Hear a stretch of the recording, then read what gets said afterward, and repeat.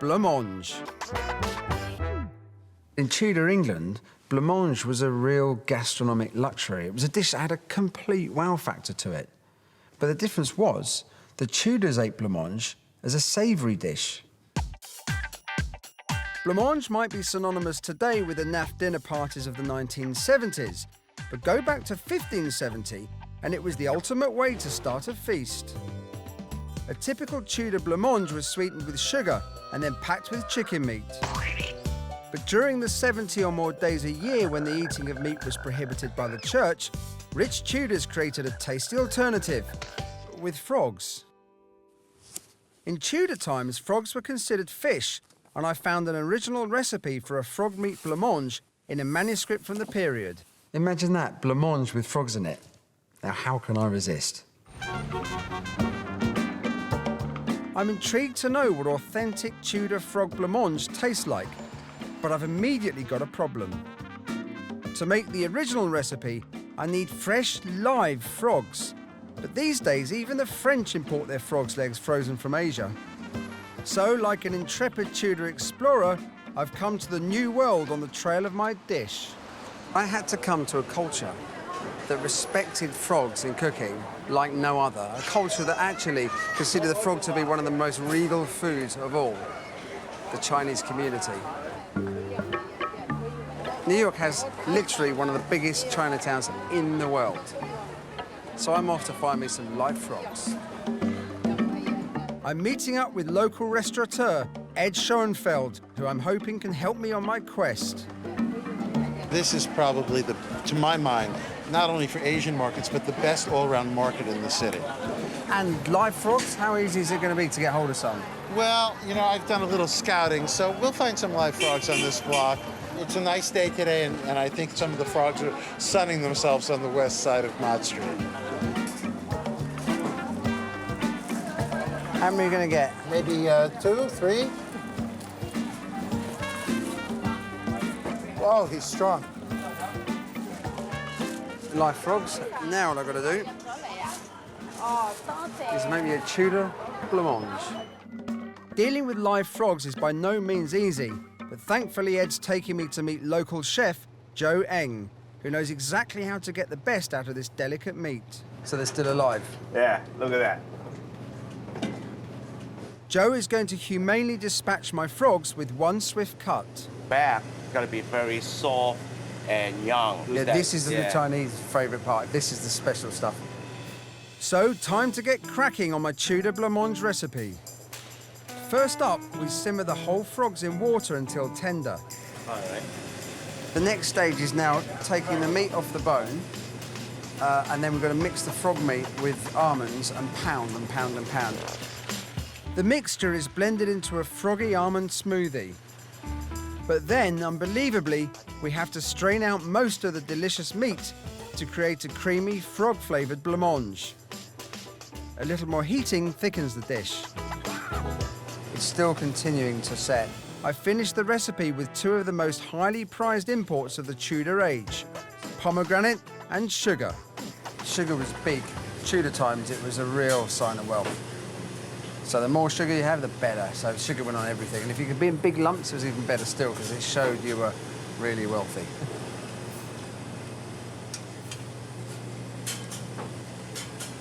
Was it a culinary epiphany? I certainly wouldn't say that this is a life-defining moment in my career as a chef. Really taste a lot of almond flavor at all. No, the frog comes through. I can sort of see the point of them doing it, but it's an awful waste of some fantastic frog meat. Just as I'm heading back across the pond, Joe persuades me to try his signature frog dish. He's coated my remaining frog's legs in cornstarch to tenderise the meat and fried them in a protective batter. So this is frog's leg. How's it taste? Yeah, it's wonderful. No, it's wonderful. Joe's technique of coating the frog's legs before frying them really brought out the best in texture and flavour of the frog's legs themselves. And so much so that I want to take this technique, incorporate it into my frog blancmange. I'm going back to my development kitchen to create a new version of the dish that doesn't waste the wonderful meat. Inspired by Joe, I'm going to use deep-fried frog's legs like meaty dippers. My guests will dunk them into the creamy blancmange and then bite into the delicious meat. If it's going to work, I need to find a coating that really protects the delicate frog meat. First, I'm going to try a tempura batter. With the oil at 200 degrees centigrade, the frog meat cooks very quickly. So you see the batter's not cooked, is it? That meat is as cooked as you want it to be, but the batter is not cooked enough. To solve the problem, I'm going to try a drier, crumbed coating.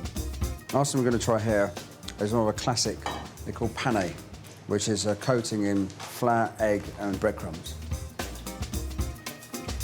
Think about the amount of moisture that was in the tempura mixture. There's far less in this batter, which means the batter will crisp, brown, cook more quickly. The frog meat is better. Yeah, it's cooked really quickly, so by the time this batter's crisp, it's not taken too long, so the meat's been overcooked. It's kind of like an upmarket Kentucky Fried Chicken. It's like mini KFC. Kermit Fried Chicken. Having created a frog dipper the Colonel himself would be proud of, it's back to my feast to create my version of the most important part of the dish, the blancmange itself.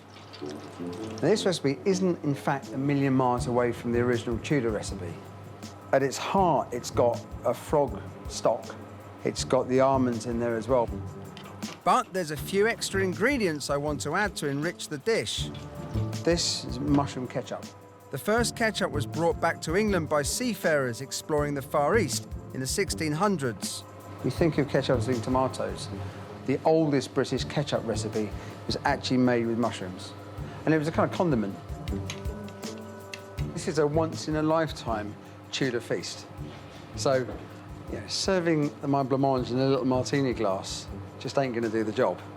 To create a froggy habitat, I'm using a hollowed-out log filled with inedible green gel. On top of the jellied pond, we've got the water lilies. And one of the lilies we've moulded it around a bowl. And that bowl is for the blancmange. I'm completing the blancmange with some exotic luxuries of the Tudor age. Violet flowers, rosewater, and pomegranate. And for the final touch, my crispy fried frog leg dippers. And there you have it. My frog blancmange in true, over-the-top Tudor style.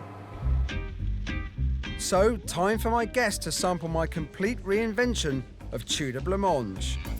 What are they? They're on lily pads. It's beautiful. What is it? I love the way it looks. Magnificent. Doesn't it? What is it? I think fondue, there's the dipping thing. Isn't this just beautiful, this jelly thingy? I've bowled them over with the presentation, but what about the taste? Are they frog's legs? They have to be, don't they? I don't know what frog's legs look like. Frog's legs in the wild do not come with breadcrumbs on. It's absolutely wonderful. It's really nice. It's really, really nice. So in this blancmange is frog's juice. That's pretty crazy. I've only left one. Delicious. They'll love it, which is brilliant. But what about that old croak, Kelvin? Well, I preferred the plate to the food. Oh, stop it, Kelvin. They were fabulous. I don't know if that's considered an ultimate compliment from him or not, so... Frog blancmange is a genuine Tudor dish. Bloody hell. I've underestimated those Tudors.